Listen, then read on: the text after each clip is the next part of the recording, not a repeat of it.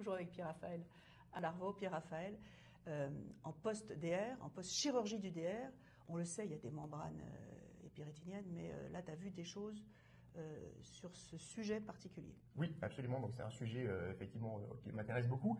Et le décollement de rétine, le plus souvent, est lié au décollement du vitré. Ouais. Et ce décollement de vitré génère non seulement la déchirure et le décollement, mais le décollement de vitré est aussi à la base de la création des membranes épirétiniennes.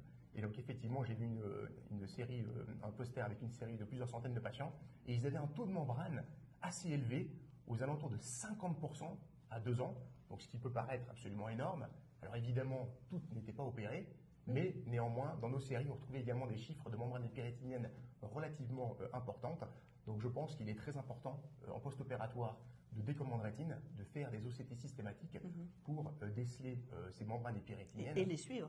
Exactement, et les suivre, ce d'autant que les auteurs ont également mis en évidence que certaines membranes étaient très agressives, avec un démarrage dans les semaines suivant le décollement de rétine, une évolution très rapide et la nécessité d'opérer assez vite.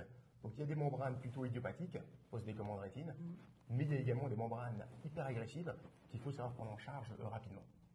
Merci. Merci Isabelle.